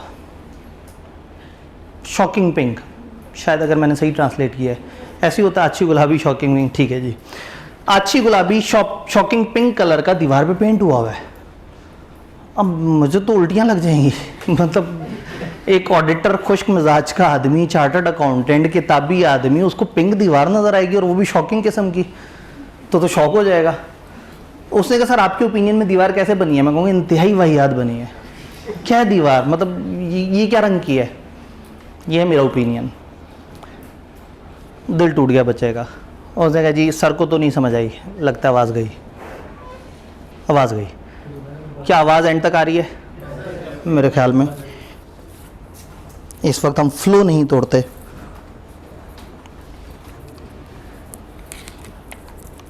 मेरे साथ वैसे ही डिवाइसेस अच्छा चलती भी नहीं है। तो बच्चे का दिल टूट गया। वो उसने कहा सर आपको नहीं समझ। फ्रंट ऑफिस गया, वहां पे एक फीमेल बैठी हुई थी, ठीक है। उनको कहा जरा आए कमरे में, मैंने एक रंग किया है, मुझे ओपिनियन दें कि वो रंग कैसा है। खातून ने आके देखा कि यार कमाल करती है, इन हाथों को तो काट देना चाहिए। ताजमहल के बाद वो मजदूरों के हाथ काट दिए थे कि ये इस तरह का दोबारा वो ना करें। तो उन्होंने कहा क्या दीवार, इतना प्यारा रंग, ये तुम्हें आइडिया कैसे हुआ? मैं तो अक्सर सोचती थी कि कोई ना कोई ऐसी दीवार तो होनी चाहिए जिस पे शॉकिंग पिंक कलर हुआ वो। अब वो बच्चा कंफ्यूज हो गया। उसने कहा जी एक बंदे ने इतना ऑपोजिट ओपिनियन दिया, दूसरे ने इतना ऑपोजिट ओपिनियन दिया, तो इसका मतलब है जेंडर चेंज होने से ओपिनियन चेंज हो गया। चाहे वो खातून भी चार्टर्ड अकाउंटेंट हो, लेकिन मुझे जो रंग पसंद है शायद उनको वो रंग ना पसंद हो। तो ये तो बड़ी मुश्किल बात नहीं हो गई? हम एक बंदे से कह रहे हैं तुम क्या करो, ओपिनियन दो।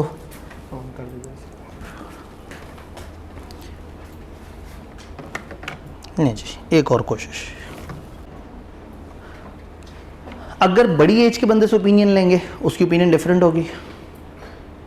फॉर एग्जांपल आप जो है वो एक दिन 2 घंटे पढ़ते हैं और अपनी एज के एक बंदे को कहते हैं मैंने आज 2 घंटे पढ़ा। वो पागल हो जाएगा सुन के, कहते 2 घंटे इकट्ठे पढ़ लिया, कैसे किया? फेसबुक भी नहीं यूज़ किया आपने? कहा नहीं। मोबाइल के करीब भी नहीं गए? नहीं। अब उसने कहा मेरे ओपिनियन में तुमने आज जो किया है ना, ये एक तारीखी कारनामा है। आप उसी फ़ख्र में गए अपने वालिद के पास, कहा आज ना 2 घंटे पढ़ा है मैंने। उन्होंने चित्र उठा लिया। कहा बेटा मैं जब तुम्हारी उम्र का होता था तो मैं 7 घंटे पढ़ता था। फिर जब शाम का वक्त हो जाता था तो हमारे घर रोशनी नहीं होती थी, तो मैं वो मोहल्ले में किनारे पे जो स्ट्रीट लैंप होता था उसके नीचे जाके पढ़ता था। अच्छा, तकरीबन हम सबके वालिदैन ने ये स्टोरी हमें बताई है, तो अब समझ आता है कि वो एक फन टाइम माहौल बना होता होगा। सारे तो स्ट्रीट लैंप पे इकट्ठे हुए होते होंगे। जब सारे ही जाके स्ट्रीट लैंप के नीचे पढ़ रहे हैं तो वो तो एक पिकनिक प्लेस बनी हुई होती होगी। तो खैर, कहने का मतलब है कि वो वालिद जो उम्र में ज़्यादा है उसकी ओपिनियन में 2 घंटे पढ़ना एक बहुत ही हल्की एक्टिविटी है। और एक और बंदा जो एज में काफ़ी कम है, उसकी ओपिनियन क्या है? बहुत अच्छी एक्टिविटी। तो यहाँ तो हम फंस जाएंगे। अगर हमने ओपिनियन छोड़ दी बंदों के ऊपर, तो एक चार्टर्ड अकाउंटेंट को और ओपिनियन दे के जाएगा, दूसरा चार्टर्ड अकाउंटेंट को और ओपिनियन दे के जाएगा।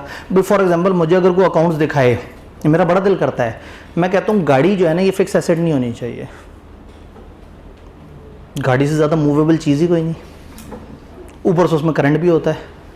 तो मेरा बड़ा दिल करता है कि करंट एसेट में नज़र आनी चाहिए। और आज के दौर में सोना देर से बिकता है, गाड़ी जल्दी बिक जाती है। तो रेडीली सेलेबल भी है, तो क्विक एसेट है, ये तो इन्वेंट्री से भी ज़बरदस्त आइटम है। तो मेरा दिल करता है कि गाड़ी करंट एसेट्स में नज़र आए। तो मैं जब अकाउंट देखूंगा और गाड़ी उन्होंने नॉन करंट में डाली हुई होगी, तो मैं कहूँगा मेरे ओपिनियन में आपने सही नहीं किया। अब ये ओपिनियन की जंग को कैसे स्टैंडर्डाइज करें? हल आ गया। मैं जब क्लास में आया और बच्चे ने कहा सर ज़रा पेंट देखें कैसा हुआ, मैं अभी ओपिनियन देने ही वाला था। उसने कहा 1 मिनट सर रुक जाएं, ज़ाती ओपिनियन नहीं चाहिए। मैंने कहा फिर? उसने कहा सर ये अफ्रीकन पेंट के स्टैंडर्ड्स हैं, ये ASO ऑर्गेनाइजेशन है, अफ्रीकन स्टैंडर्ड ऑर्गेनाइजेशन, इसमें पेंट के कुछ कवानीन दिए हुए हैं। तो इसमें जहाँ कॉलेज के पेंट के कवानीन दिए हैं ज़रा वो जाके पढ़ें। तो मैंने जनाब जाके देखा तो कॉलेज के कवानीन दिए थे, उसमें 10 बातें लिखी हुई थी। उन 10 में से पहली 5-6 बातें जनरल थी, पेंट इस क्वालिटी का हो, ऐसे हो वैसे हो। 7वीं लाइन में लिखा हुआ था कि अगर वो पेंट किसी ऐसे कमरे में हो रहा है जिस कमरे में कोई खुश्क सब्जेक्ट पढ़ाया जाता हो, तो किसी एक दीवार का रंग बहुत ही तेज सा होना चाहिए और कुछ तेज सजेस्टेड कलर हैं फलाना फलाना एंड शॉकिंग पिंक। उसने कहा सर अपना ओपिनियन नहीं देना, मुझे ये बताएं मैंने ये दीवार इन अफ्रीकन स्टैंडर्ड्स के मुताबिक सही पेंट की है या नहीं की। तो मेरे अल्फाज पता क्या होंगे, इन माय ओपिनियन आपकी दीवार इन अफ्रीकन स्टैंडर्ड्स के मुताबिक सही पेंट हुई है। ज़ाती ओपिनियन ख़त्म हो गई। अब वो खातून आके ओपिनियन दे या मैं ओपिनियन दूँ, दोनों की ओपिनियन सेम हो जाएगी। अगर दोनों एक फ्रेमवर्क को फॉलो कर रहे हैं, दोनों रूल्स को फॉलो कर रहे हैं, तो वो रूल्स के मुताबिक बताएंगे सही है। अब मेरा भले दिल करता है कि गाड़ी करंट एसेट में नज़र आए, अगर IAS 1 ने कह दिया कि गाड़ी को उठा के डाल दो आप नॉन करंट एसेट में, और मुझे ओपिनियन देने वाले ने कहा 1 मिनट आपने IAS और IFRS इनके मुताबिक ओपिनियन देनी है। वो मेरे सामने तो अकाउंटेंट्स हैं। ये IAS और IFRS में क्या फ़र्क होता है? IAS पुराने हैं और IFRS नए हैं। यानी अब जो भी नया स्टैंडर्ड आ रहा है वो IFRS के नाम से आ रहा है। जो पुराने मशहूर IAS चले आ रहे हैं जिसमें मेजर चेंजेस नहीं है वो अभी भी जिंदा है, लेकिन आहिस्ता आहिस्ता करके वो IAS को ख़त्म करते जा रहे हैं और उसकी जगह IFRS लेके आते हैं। तो IAS या IFRS उन्होंने कहा ये आपका फ्रेमवर्क है इसके मुताबिक। तो अब अगर उस फ्रेमवर्क में लिखा है कि गाड़ी नॉन करंट एसेट में होनी चाहिए, तो अब मैं क्या कहूँगा, मैं कहूँगा in my opinion your financial statements are giving true and fair view in accordance with international financial reporting. तो ऑडिट की डेफिनेशन को कंप्लीट करते हैं। मेन ऑब्जेक्टिव है कि आपने एक ओपिनियन देना है as to whether financial statements of entity are prepared according to an applicable, जो भी उनके ऊपर एप्लीकेबल है, फाइनेंशियल रिपोर्टिंग फ्रेमवर्क। अगर वो नॉट फॉर प्रॉफिट इदारा है तो उसका फ्रेमवर्क कुछ और तरह का होगा। अगर वो पार्टनरशिप है फ्रेमवर्क कुछ और होगा। अगर वो स्कूल है कुछ और अगर वो लिस्टेड कंपनी है तो फिर आप कहेंगे फोर्स स्केड्यूल भी पकड़ लो कंपनीज एक्ट का और डिस्क्लोजर रिक्वायरमेंट भी देख लो। और अभी आप में से जो लोग FR2 में आगे पहुंचेंगे तो वहाँ फाइनल अकाउंट्स बनाते हुए आप फिर बड़ी लंबी चौड़ी सी रिक्वायरमेंट्स और डिस्क्लोजर्स को जहन में रखते हैं। तो अब हमें ऑडिट समझ आया कि ऑडिट एक ऐसी एक्टिविटी है जिसके थ्रू एक बाहर से एक बंदा आता है, एक एंटिटी के अकाउंट्स को चेक करता है, अकाउंट्स यानी उनके फाइनेंशियल स्टेटमेंट्स को चेक करता है और चेक करके ये बताता है कि क्या ये ट्रू एंड फेयर व्यू दे रहे हैं, क्या ये एंटिटी के हालात के मुताबिक सही बने हुए हैं, क्या ये फलाना स्टैंडर्ड के मुताबिक। तो इन्होंने ग्लोबल वर्ड इस्तेमाल कर दिया, एप्लीकेबल फाइनेंशियल रिपोर्टिंग। जो भी फाइनेंशियल रिपोर्टिंग फ्रेमवर्क होगा वो ये नहीं कह सकते थे अकॉर्डिंग टू IFRS। अगर अमेरिका में चले जाएं तो वहाँ तो US गैप्स चल रहा है, इंडिया में चले जाएं उनके अपने अकाउंटिंग के स्टैंडर्ड्स हैं। तो उन्होंने ग्लोबल वर्ड इस्तेमाल किया। जैसे कंपनी नहीं बोला, क्या बोला, तो इसी तरह IFRS नहीं बोला, बड़ा वर्ड बोल दिया, एप्लीकेबल फाइनेंशियल रिपोर्टिंग फ्रेमवर्क। तो क्या हमें ऑडिट की ओवरऑल कहानी समझ आई? यहां तक कोई कंफ्यूजन या कोई बात है तो बताएं। थोड़े से फायदे किताब की नज़र में देख लेते हैं, लेकिन again you are not required कि आपने एग्जैक्टली इसको याद करना है, just for understanding. Increases the credibility of publish financial statement. समझ आती है बात? Confirms to management that they have perform their statutory duties. Management को तसल्ली हो जाती है कि उनकी जो कानूनी ड्यूटीज़ थी, मतलब ना कानून, कंपनीज एक्ट ने, आपने कंपनी लॉ भी पढ़ा हुआ अक्सर ने, कंपनी लॉ ने कहा था कि ऐसे करो वैसे करो, तो थोड़ा सा ये तसल्ली हो जाती है। ये एश्योरेंस भी मिल जाती है कि उन्होंने अपनी नॉन स्टैट्यूटरी रिक्वायरमेंट भी सही से पूरी की है। अब कुछ जगह पे स्लाइड्स में और किताब में अल्फाज थोड़े बहुत फ़र्क होंगे। स्लाइड्स का मकसद है प्रेजेंटेशन, लेकिन अल्टीमेटली घर जाके आपने एक दफ़ा उसको देखना होगा। आपके पास हैंडआउट है, हैंडआउट में आप सबसे एंड के करीब पहुंचेंगे, सॉरी पहले पेज की बैक साइड पे advantages and limitation of statutory audit, उसमें एडवांटेजेस ऑफ स्टैट्यूटरी ऑडिट आप अभी ये पढ़ेंगे। डन। पिछले पेज पे फाइनेंशियल स्टेटमेंट्स की डेफिनेशन है, मेरा नहीं ख्याल कि वो आपको मुझे बताने की ज़रूरत है, पक्की बात है, पूछने की ज़रूरत है। ये फीडबैक मिल जाता है कि कानूनी ड्यूटीज़ भी पूरी हो रही हैं और नॉन स्टैट्यूटरी यानी कि जो कि गवर्नेंस कंपनी परफॉर्म कैसा कर रही है, वो फीडबैक मिल जाता है इंटरनल कंट्रोल्स की इफेक्टिवनेस पे। अगर वीक कंट्रोल्स हो, अगर सिस्टम्स वगैरह वीक हो, तो ऑडिटर रिकमेंडेशंस भी दे देगा कि भाई आप इसको ऐसे कर लो, ऐसे कर लो, रिस्क कम हो जाएगा और परफॉर्मेंस बेहतर हो जाएगी। यानी कि ऑडिट के फ़ायदे ही फ़ायदे, अब आप इसमें चाहें तो ऐड कर सकते हैं। शेयर होल्डर मुतमईन हो जाएगा, गवर्नमेंट मुतमईन हो जाएगी, अकाउंट्स पे डिसीजन लिए जा सकते हैं। तो ये जस्ट चंद एग्जांपल्स हैं, और ये भी कोई स्टैंडर्ड नहीं है, ये भी कोई लॉ नहीं है। आपने बस ऐसे पढ़ के अगर खुद से 6, 8, 10 फ़ायदे लिख देंगे तो कोई मसला नहीं है, कुछ गलत नहीं है, सिर्फ दिखाने के लिए कि हाँ भाई ये चीज़ें कुछ इस तरह से हैं। कुछ वर्ड्स पे हमने बात करनी है, ट्रू एंड फेयर, मटेरियलिटी और स्टीवर्डशिप। आपको पता है ऑडिट के लिए अकाउंट्स क्यों ज़रूरी है? ये 2 सफ़े चेक करने, किसने चेक करने? ऑडिटर ने, तो उसे आता होना चाहिए किस में क्या है। तो जब audit is all about accounts को चेक करना, तो क्यों ना हम एक्सपेक्ट करें कि इस बंदे की अकाउंटिंग इसे आती है। तो इसलिए जो पहले दिन हमने बात की थी कि FR2 कितना ज़रूरी है, उसके ऊपर हम बात कर रहे हैं। और फिर हमने ये भी बात की थी कि जिसने FR2 नहीं साथ पढ़ा उसके लिए हम क्या कर रहे होंगे, लेकिन अगर मजबूरी ना हो तो ऐसा नहीं करना चाहिए। कोशिश ये करें कि FR2 के साथ पढ़ें या FR2 के बाद पढ़ें, लेकिन अगर कम्बिनेशंस अजीब से बन गए हैं और कोई ऑप्शन नहीं है तो हम तो अपनी तरफ से मदद करने की कोशिश करेंगे, लेकिन आपको जंग ज़रा ज़्यादा मेहनत से लड़नी पड़ेगी, क्योंकि एक तरफ आपने 6 महीने एक सब्जेक्ट पढ़ा हो वो बात और है, और एक तरफ एक ऑडिट का टीचर अकाउंटिंग के बारे में हल्की हल्की सी बातें बताए, दोनों में फ़र्क है। तो अकाउंट्स आते होंगे तो ऑडिट होगा। तो अकाउंटिंग कॉन्सेप्ट आपको आते हैं, तो क्या मैं आप लोगों से पूछ सकता हूं कंसिस्टेंसी किसे कहते हैं? फाइनेंशियल स्टेटमेंट्स में कंसिस्टेंसी होनी चाहिए। जो पॉलिसी के मुताबिक एक साल आपने दिखाया है मुसलसल उसी तरीके से वही प्रेजेंटेशन, और अगर चेंज करना पड़ जाए तो उसके ऊपर भी एक IAS 8 स्टैंडर्ड ने हमें कुछ तरीके बताए हुए हैं। ज़्यादा गहराई में नहीं होता, कंसिस्टेंसी तो आप लोगों को समझ आती है। प्रूडेंस क्या चीज़? शक करने वाला बर्ताव नहीं, प्रूडेंस तो किसी अक्लमंदाना बर्ताव को कहते हैं जी। अगर इनकम जब अर्न हो जाए तब रिकॉर्ड करें, अगर एक्सपेंस नज़र भी आ रहा है तो उसको रिकॉर्ड कर लें। यानी अक्लमंदी ये है कि आप अपने एक्सपेंसेस को कभी अंडरस्टेट ना होने दें, इनकम को ओवरस्टेट ना होने दें। अच्छा, इसके अलावा एसेट लायबिलिटी में भी ऐसे ही कोई जुमला है, किसको ओवरस्टेट नहीं होने देना? एसेट्स को ओवरस्टेट नहीं होने देना।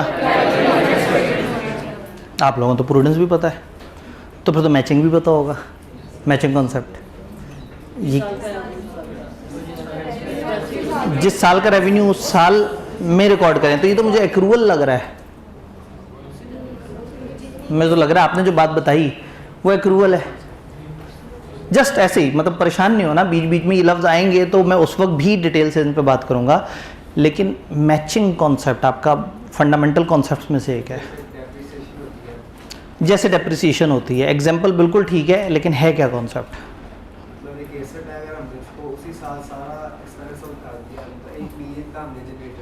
ठीक, क्या खूबसूरत बात कर दी इन्होंने कहा। 1 साल हमने जनरेटर लिया, अगर हम उसका खर्चा उसी साल रिकॉर्ड कर देंगे, हम तो रेवेन्यू उससे 9 साल 10 साल कमा रहे हैं, खर्चा हम अभी रिकॉर्ड कर दें। भाई हम कुर्सियां जिस वक्त लें, कुर्सियों पे हमने 10 सेशंस 5 साल तक बच्चों को बिठाना है और उन कुर्सियों ने कमा के देना है, और हम पहली सेशन में जितनी कुर्सियां लें जब उनको एक्सपेंस के तौर पर रिकॉर्ड कर देंगे तो उस साल लॉस में बैठे हुए होंगे और अगले सालों में प्रॉफिट्स नज़र आ रहे होंगे। आइडियल बात तो ये है कि जो खर्चा हमारा जितने अरसे पे हमें रेवेन्यू कमा के दे रहा है, हम खर्चे को भी स्प्रेड कर दें। तो डेप्रिसिएशन बेसिकली अमोर्टाइजेशन है चीज़ों की। आप एक कैपिटल एसेट को एक्सपेंस आउट कर देते हैं उसकी यूजफुल लाइफ के ऊपर, जितना अरसा वो कमा के दे रहा है आप उसके खर्चे को उतने अरसे के ऊपर डिवाइड कर देते हैं। हमारे कॉलेज में बड़ी बेस्ट एग्जांपल होती है, हमारे पास 90% ऑफ द रेवेन्यू पहले 2 महीने में आ जाता है, लेकिन खर्चे हमने 6 महीने तक करने होते हैं। तो अगर हम पहले 2 महीने के फाइनेंशियल्स बनाएं तो उसमें तो सुपर नॉर्मल प्रॉफिट होगा, और अगले 4 महीने के बनाएंगे तो उसे देख के लगेगा कि हमारी तो गोइंग कंसर्न ख़त्म होने वाली है। तो हमें रेवेन्यू जैसे मर्जी आया है, अगर उस रेवेन्यू के लिए हमें 6 महीने खर्चे करने हैं तो हमने उस रेवेन्यू को 6 महीने पे स्प्रेड करना है। तो एक ऐसा खर्चा जो आपको ज़्यादा टाइम के लिए इनकम जनरेट करके दे रहा है, उस खर्चे को उतने टाइम पे फैला लें ताकि मैच कर जाए, और एक इनकम जो कि आप ज़्यादा अरसे के लिए खर्चा करवा रही है उसको उस तरह से कर लें ताकि आप सही एक्सपेंस को सही रेवेन्यू के साथ मैच करें। जैसे हम cost of sales, cost of goods sold में करते हैं, 1000 चीज़ें बनाई और 700 बेची, तो बड़ा गलत हो जाएगा कि आप 700 के रेवेन्यू से 1000 की कॉस्ट को माइनस करें। तो हम कॉस्ट में से 300 निकाल के साइड पे कर देते हैं स्टॉक के तौर पे, और 700 के रेवेन्यू में से 700 का असल खर्चा माइनस करते हैं। दिस इज मैचिंग, कि वो 1000 यूनिट्स पे किया हुआ खर्चा 700 के खर्चे ने तो रेवेन्यू दे दिया है, 300 के खर्चे ने रेवेन्यू। तो ये मैचिंग कॉन्सेप्ट है कि अगर एक खर्चा एक से ज़्यादा टाइम पे स्प्रेड हुआ है, एक इनकम एक से ज़्यादा टाइम पे स्प्रेड हुई है, तो उसको उतने टाइम्स पे स्प्रेड कर दिया जाए और अपनी इनकम के साथ वो मैच कर रहा हो। मैचिंग कॉन्सेप्ट तो बेहतर हो गया। तो एक्रूअल कॉन्सेप्ट, एक्सपेंस हो गया हो तो रिकॉर्ड करें, एक्सपेंस इनकर हो गया उस वक्त रिकॉर्ड कर दें, ना कि पैसे कब दिए। और कोई भी इनफ्लो या आउटफ्लो आप देखिए उसकी अकाउंटिंग ट्रांजैक्शन के ऊपर, ना कि उसके कैश के ऊपर, ठीक है। तो इसका मतलब है कि मोटी मोटी बातें आप लोगों को पता है। तो फिर तो आपको ट्रू एंड फेयर भी पता होगा, मटेरियलिटी भी पता होगी। तो आज तो मुझे पढ़ाने की ज़रूरत ही नहीं है, आज तो मेरे सामने इतने पढ़े लिखे नौजवानाने मिलत मौजूद है। तो ये ट्रू एंड फेयर क्या होता है अकाउंट्स में? ट्रू एंड फेयर क्या होता है कि जी अकाउंट बड़ा ट्रू एंड फेयर है। मैं अभी थोड़े पहले कहा कि हम कहेंगे financial statement true and fair view दे रही है या नहीं दे रही। ट्रू मतलब अमाउंट सही है, फेयर मतलब जहाँ होना चाहिए उधर है। पीछे बहुत सारे लोगों ने अल्हम्दुलिल्लाह कहा, उन्होंने कहा शुक्र है आगे कुछ बच्चे बैठे हुए हैं, नहीं तो आज हमने तो एक्सपोज हो जाना था। तो कुछ बच्चों ने, ज़्यादातर बच्चों को बचाया हुआ है, वरना मैचिंग को लेके ना 90% के चेहरे पे नज़र आया कि उन्हें आज पता लगा अच्छा ये होता है, ठीक है बस सही है, आइंदा को पूछेगा यही चेप देंगे। तो वो इसीलिए जब भाई ने डेप्रिसिएशन की एग्जांपल दी, तो डेप्रिसिएशन मैचिंग की बड़ी मज़ेदार एग्जांपल है कि डेप्रिसिएशन होता ही है कि आप खर्चा ज़्यादा सारा इकट्ठा कर लेते हैं, लेकिन इनकम आपको काफ़ी अर्से पे फैल के आ रही होती है, तो आप उसको उस तरह से अमोर्टाइज करना शुरू कर देते हैं। तो ट्रू एंड फेयर भाई ने कह दिया, उन्होंने कहा जी ट्रू है सही अमाउंट पे दिखाई हो, फेयर है सही तरीके से दिखाई हो। जैसे मैं चाहता हूँ गाड़ी नॉन करंट एसेट के बजाय करंट एसेट में नज़र आए, तो अकाउंट्स फेयर नहीं बनेंगे। हाँ, गाड़ी 15 लाख की दिखाएंगे तो ट्रू है, और सही जगह पे दिखाएंगे तो फाइनेंशियल स्टेटमेंट्स को जब ऑडिटर चेक करेगा तो सिर्फ ट्रू नहीं देखेगा। तो ट्रू का मतलब है एक्यूरेसी, फेयर का मतलब है अंडरस्टैंडेबिलिटी। तो अकाउंट्स ट्रू एंड फेयर होने चाहिए, यानी कि एक्यूरेट भी हो और अंडरस्टैंडेबल भी हो। ये समझ आ गया? मटेरियलिटी पे बात करते हैं। मटेरियलिटी ये क्या चीज़ है? फाइनेंशियल स्टेटमेंट्स क्या फाइनेंशियल स्टेटमेंट ठीक है, क्या उसे शो करना है नहीं करना? तो मतलब मटेरियलिटी है क्या भला? सर जैसे 5 रुपीस की इतनी वैल्यू नहीं है, बट 100 रुपीस निकाल दें या इधर उधर हो जाए तो वो मटेरियल अमाउंट है। इन्होंने कहा जैसे 500 में से 5 रुपए थोड़े से कम मानी रखते हैं, वो उतना ज़्यादा उसमें मादियत नहीं है, उसमें उतना ज़्यादा को बहुत ज़्यादा आपको डर नहीं लगेगा। 500 में 5 रुपये, लेकिन 500 में 100 रुपये मटेरियल हो जाएंगे। मटेरियलिटी एक ख़ास अमाउंट कहते हैं जिससे ऊपर की चीज़ आपको थोड़ा परेशान करे, आपके लिए इम्पॉर्टेंट हो। वो कंपनी जो कि कई अरब रुपए में चल रही है, अगर वहाँ पे 15-1 लाख रुपए की गड़बड़ हो भी गई हो, तो जो करोड़ों अरबों में चल रही है, खैर इतना तो हो ही जाता है। तो मटेरियलिटी 15 लाख भी आपको इमटेरियल लग गए, और एक कंपनी चल ही लाख रुपए पे रही हो, तो वहाँ 10,000 का गड़बड़ भी मटेरियल हो जाएगी। तो मटेरियलिटी खास अमाउंट को कहते हैं जिससे ऊपर की चीज़ यूज़र को परेशान करे। ये कितने रुपए होते हैं एग्जैक्टली? 5% होते हैं। देख लें, डिफरेंट केसेस में डिफरेंट होते हैं, लेकिन ये 5% का तुक्का कैसे लगाया आप लोगों ने? अकाउंटिंग करते हुए टीचर ने कहा बस जहन में रखना है 5% से नीचे हो तो गुजारा चल जाएगा। ये कुछ टोटके से हैं, अदरवाइज मटेरियलिटी की परसेंटेज नहीं डिफाइंड। मटेरियलिटी बस वो एक थ्रेशहोल्ड है जिससे ऊपर आप घबरा जाएं। ये यूज़र पे भी डिपेंड करता है, ये निज़ाम पे भी डिपेंड करता है। मैं अगर देसी अकाउंटिंग कर रहा हूँ और कैलकुलेटर पे अकाउंटिंग करता हूँ और कागज़ों पे करता हूँ, उससे शिफ्ट करता हूँ, तो मेरे अकाउंट्स में अगर 15,000 का एरर हो जाए मुझे दुख नहीं होगा, लेकिन बैंक के सिस्टम में 200 का एरर भी नहीं होना चाहिए। भला क्यों? उनकी एक एक चीज़ टैली है, सिस्टम है, निज़ाम के मुताबिक है।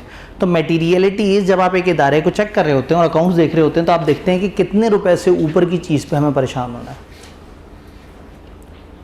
अकाउंट्स बनाते वक्त अगर एक चीज़ गैर मानी रखती है, कम हैसियत रखती है, तो आप थोड़े बहुत अकाउंटिंग स्टैंडर्ड आगे पीछे भी कर दें, चल जाएगा। सर क्या बात कर दिया आपने। मैं एक एसेट आपको बताता हूँ,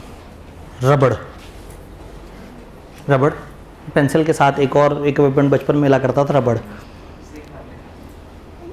भाई ने उसका यूज़ बताया जैसे खाया जाता है, ठीक है, और उसको कान का निशाना लेने के लिए भी इस्तेमाल किया जाता है। तीसरी काफ़ी यूज़फुल एक्टिविटी होती है, उसे रख के पेंसिल से टारगेट ये होता है टूटना नहीं चाहिए, वो जालिम हमेशा टूट जाता है, लेकिन एक आध ऐसा ज़रूर हज़ारों में बच्चा होता है जो वो उसको पूरे को उसमें सुराख कर देता है लेकिन उसे टूटने नहीं देता। तो खैर मैं उस रबड़ का जिक्र कर रहा हूँ। वो रबड़ स्टूडेंट से नहीं ख़त्म होता तो प्रोफेशनल से कहाँ ख़त्म होगा।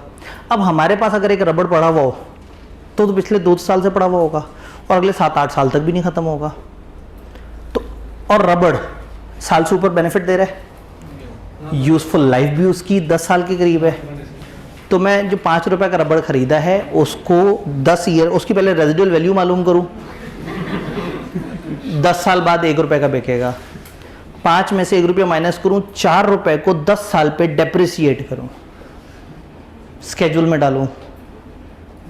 अब ये जो आपके जो हासा निकल गया, आप जो आपके चेहरे पे जो मुस्कुराहट है, ये बताना चाह रही है कि सर क्या कर रहे हैं, इमैटेरियल चीज़ है, एक्सपेंस में डाल दें, हालांकि वो एक एसेट है। टेक्निकली सारी निशानियां पूरी हो रही हैं उस पे एसेट की, फ़ायदा भी दे रहा है, 1 साल से ऊपर का फ़ायदा भी दे रहा है, हम एस्टिमेट भी कर सकते हैं काफ़ी हद तक। लेकिन चूंकि वो इमैटेरियल आइटम आप कहेंगे सर इसको एक्सपेंस में डालें, गल मुकाएं, आपने क्या एसेट रिकॉर्ड करके रिकग्नाइज करेंगे, फिर 2 साल बाद अगर आपने रिवैल्यूएशन की कैलकुलेशन शुरू कर दी और उसको सरप्लस रिकॉर्ड कर दिया 1.25 रुपये का, ठीक है, फिर इम्पेयरमेंट के बारे में सोचना शुरू कर देंगे। तो खैर कहने का मतलब है कि वो मटेरियल आइटम नहीं है। तो फाइनेंशियल स्टेटमेंट्स बनाते वक्त अगर कुछ अमाउंट्स मटेरियल से कम हैं और उसमें हल्के फुल्के एरर रह जाते हैं तो ऑडिटर बहुत ज़्यादा दुखी नहीं है, क्योंकि वो फाइनेंशियल, अभी थोड़ी पहले मैंने क्या कहा था, वो ओनर को कहेगा हाँ जी मुझे अपेरेंटली मोटा मोटा ऐसा लग रहा है कि सब चीज़ें सही हैं। वो 100% तसल्ली नहीं दे रहा, वो सिलेक्टेड तसल्ली दे रहा है। मटेरियलिटी समझ आई। कितने रुपए होती है ये डिपेंड करता है सिचुएशन के ऊपर। मैं अक्सर शेयर करता हूँ अपनी लाइफ में, मैंने एक दफ़ा 223 मिलियन गालबन की एक एरर पकड़ा एक कंपनी के फाइनेंशियल्स में। 223 मिलियन। उर्दू वाले निज़ाम में क्या हुआ, 2 करोड़ या 22 करोड़, 22 करोड़ 30 लाख का एरर। नन्ना मुन्ना सा ट्रेनी, 4000 स्टाइपेंड हो, ठीक है, 4 थी या शायद 6.5 थी, इन 2 में से कोई एक थी, इतना स्टाइपेंड हो और एरर पकड़ ले 22.25 करोड़ का। उस वक्त 2007-06 कुछ इस तरह का ईयर होगा। तो मैं तो खुशी से पागल हो गया। मैंने कहा 225 मिलियन का मैंने एरर पकड़ा। मैं जनाब मैनेजर के पास गया, मैंने कहा सर गड़बड़ हो रही है, ये देखें। और देखा, कहते हैं हो तो रही है, इमैटेरियल एरर्स में डाल दो। मैंने कहा वो मतलब देखिए वो पॉइंट नहीं है, वो कॉमा है। मतलब मुझे लगा शायद उसने आखिरी 3 के साथ वो वाले को पॉइंट समझा। उसने हाँ पता है वो 223 मिलियन या इस तरह से करके। मैंने कहा हाँ तो इमैटेरियल में डाल दो। मुझे लगा शायद इस वक्त ज़रा पता नहीं किस मूड में बैठा है। मैंने उर्दू में बताया, मैंने कहा सर 22 करोड़। कहते हाँ तभी तो कह रहा हूँ ना इमैटेरियल में डाल दो। अब मेरे चेहरे पे क्वेश्चन मार्क बने हुए, मैं कागज़ उठा के जा तो रहूँ साइड पे, लेकिन ना मज़ा नहीं आया।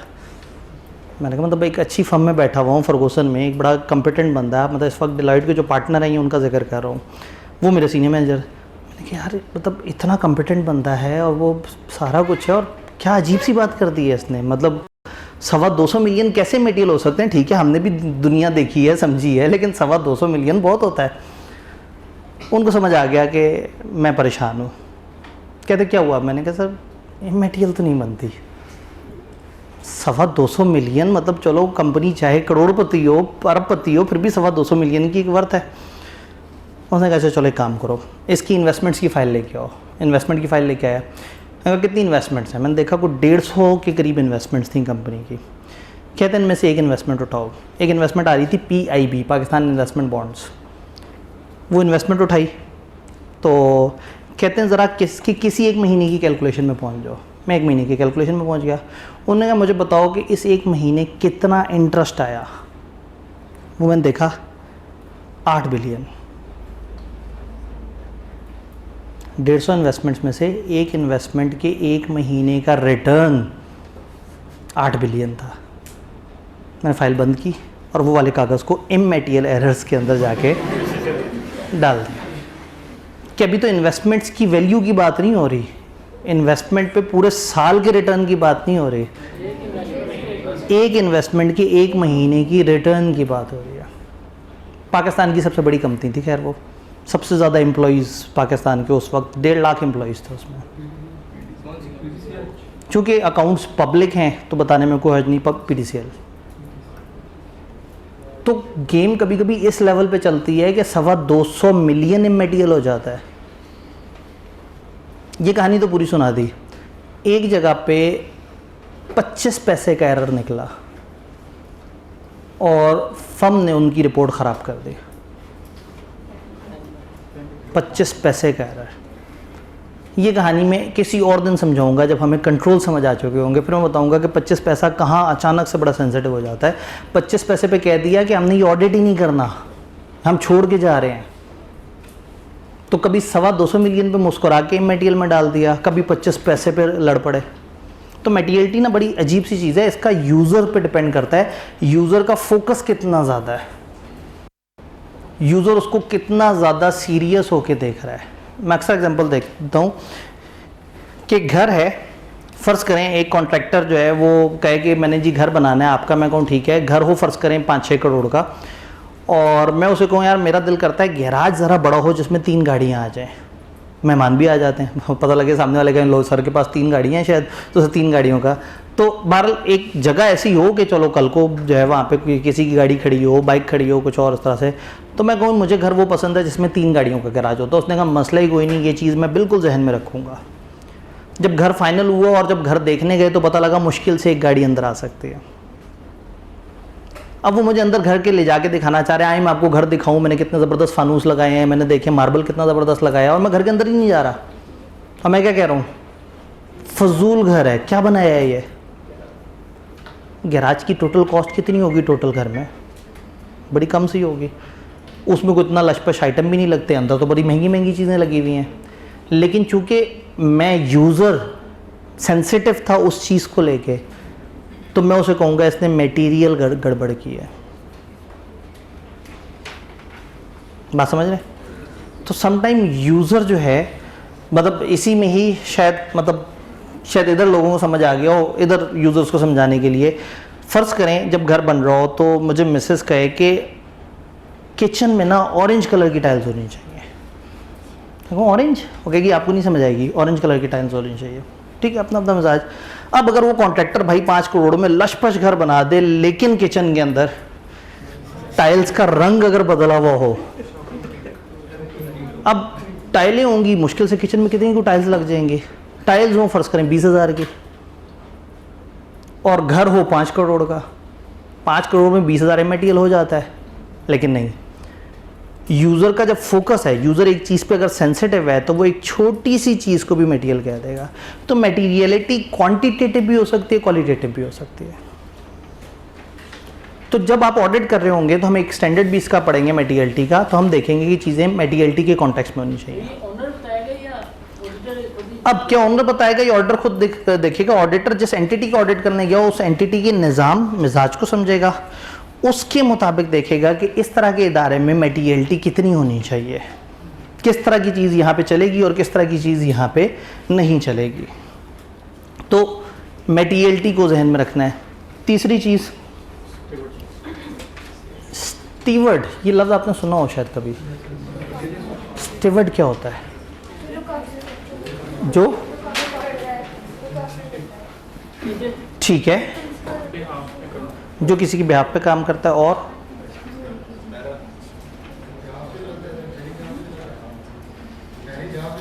जो बहरी जहाज़ को कंट्रोल कर रहा होता है, और जो लीडर होता है, जो रिस्पॉन्सिबल।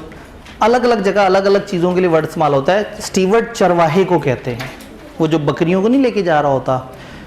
फिर स्टीवर्ड बहरी जहाज़ में जैसे एक कैप्टन होता है और एक ओवरऑल जो इंचार्ज होता है, जो चीज़ों को लेके चल रहा होता है या जिसके हाथ में डायरेक्शन होती है। कैप्टन चीज़ों को देख रहा होता है, लेकिन बहरी जहाज़ किस डायरेक्शन में मुड़ेगा वो जिसके हाथ में होता है, वो भी स्टीवर्ड कहलाता है। स्टीवर्ड वो लोग होते हैं जिनके पास पूरे इदारे की भागदौड़ है, जो सुपरवाइज़र हैं, जो हेड्स हैं, जो चीज़ों को चला रहे हैं। अगर वो चरवाहा बकरियों को गलत तरफ ले जाए, जंगल की तरफ, और वो जंगल में चली जाए और शेरों ने खा जाए, तो चरवाहे ने अपने इदारे के साथ अच्छा नहीं किया।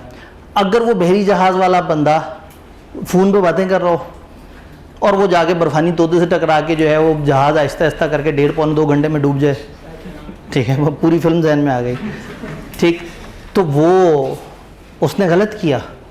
तो ये डायरेक्टर्स कौन लोग हैं भला? स्टीवर्ड जी तो हैं। घर बैठे शेयर होल्डर्स इत्मीनान से सो रहे हैं कि स्टीवर्ड्स मौजूद हैं। तो अगर स्टीवर्ड सही ना निकले, अच्छा, फिर डायरेक्टर्स की नज़र में देखें तो डायरेक्टर्स मैनेजर्स की वजह से सुकून की नींद से सोते हैं कि मैनेजर कमती चला रहे हैं। तो अगर मैनेजर सही काम ना करें तो ऑडिट का एक बहुत बड़ा फ़ायदा कि ये तसल्ली मिल जाती है कि स्टीवर्ड्स ने अपना काम किया या नहीं किया।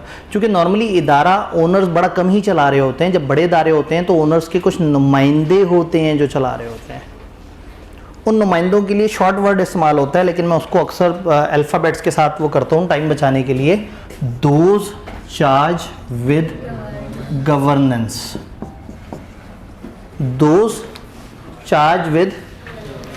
तो अगर एक स्कूल के ऊपर बोर्ड ऑफ ट्रस्टी बैठे हुए हैं ओनर्स की तरफ से, तो वो जो बोर्ड ऑफ ट्रस्टीज हैं वो दोज चार्ज विद गवर्नेंस है। अगर एक पार्टनरशिप में 3 मेन पार्टनर इदारे को चला रहे हैं और बाकी साइलेंट हैं, तो जो चला रहे हैं वो दोष चार्ज गवर्नेंस है। और अगर एक ओनर है और ओनर खुद ही बैठा हुआ है तो भी वो दोष चार्ज गवर्नेंस है। तो आसान अल्फाज में दोष चार्ज गवर्नेंस कहेंगे ओनर या ओनर के नुमाइंदों को। तो ये जो ओनर के नुमाइंदे होते हैं इनका हमेशा एक स्टीवर्डशिप रोल होता है। ऑडिट होने से हमें सबसे बड़ी तसल्ली ये मिलती है कि हमारे स्टीवर्ड्स ने अपना काम सही से किया है। क्या ये सारी डिस्कशन समझ आई? ठीक है, थोड़ी सी आदत बनाने की कोशिश की है कि अल्फाज लिखे हुए हों लेकिन अंदर की इंग्लिश हम ना पढ़ रहे हों, और फिर आप थोड़ा सा घर जाके थोड़ा सा पढ़ने की आदत डेवलप करें। अगर आप ज़्यादा परेशान रहेंगे तो मैं ज़्यादातर कंटेंट स्क्रीन पे दिखाना शुरू कर दूंगा, मुझे को बहुत ज़्यादा उसमें मसला नहीं है, लेकिन मेरी थोड़ी सी ख्वाहिश है कि अब आप लोगों के अंदर से ज़रा एक थोड़ा मैच्योर सीरियस इंसान डेवलप हो जो पढ़ना शुरू करता है। तो किताब हैंडआउट्स, फिजिकल वालों के पास हैंडआउट्स सब तक पहुंच गए? अगर कोई बाद में आया है तो वहाँ शायद उनके पास मौजूद हो, सबके पास पहुंच गए हैं। ऑनलाइन वाले हजरात को मैं बता दूं और आपको भी बता दूं कि आपका जो लिंक है, जो डिस्क्रिप्शन व्हाट्सएप ग्रुप में जो डिस्क्रिप्शन है, उस डिस्क्रिप्शन पे गूगल ड्राइव है, आप उसे ओपन करेंगे तो वहाँ एक फ़ोल्डर होगा ऑडिट की बुक के नाम से। वहाँ चैप्टर वाइज हमारे पास ये सॉफ्ट कॉपी नोट्स की सारों की मौजूद है, वो देख लेंगे। अभी उन लिंक्स को मैंने लेटेस्ट किताब से अपडेट करना है, लेकिन चैप्टर 1 में कोई चेंज नहीं है, तो ऑनलाइन वाले हजरात वहाँ से देख सकते हैं। जैसी किताब आएगी फिजिकल वालों को यहाँ क्लास में मिल जाएगी और ऑनलाइन वालों को हम लोग होम डिलीवर कर देंगे, प्रोवाइडेड के एड्रेस सही दिया हुआ हो। आपने पहला सफ़ा पढ़ना है पूरा, और दूसरे सफ़े में ये एडवांटेजेस ऑफ स्टैट्यूटरी ऑडिट के अंदर जो लाइंस लिखी हुई हैं यहाँ तक पढ़ना है। यानी कि इन 2 सफ़ों में आपने इनहेरेंट लिमिटेशन ऑफ ऑडिट नहीं पढ़ना। ये पौने 2 सफ़े पढ़ने हैं, पहला पेज पूरा और दूसरी वाली साइड यहाँ तक। याद करने की कोशिश नहीं करनी, सिर्फ पढ़ना है, समझना है। कोई सेंटेंस बुरा लगे, अजीब सा लगे, उसे हाईलाइट कर लेना है। कोई बात नहीं समझ आई, क्वेश्चन मार्क लगा देना है। अगले दिन पहले समझना है और फिर आगे चलना है। इसमें कुछ याद करने वाला कुछ इस तरह से नहीं है, लेकिन नॉलेज बेस है, वो अभी बेस बना रहे हैं कि ऑडिट क्या होता है और किस तरह से होता है। डन? इंशाअल्लाह ताला मिलते हैं।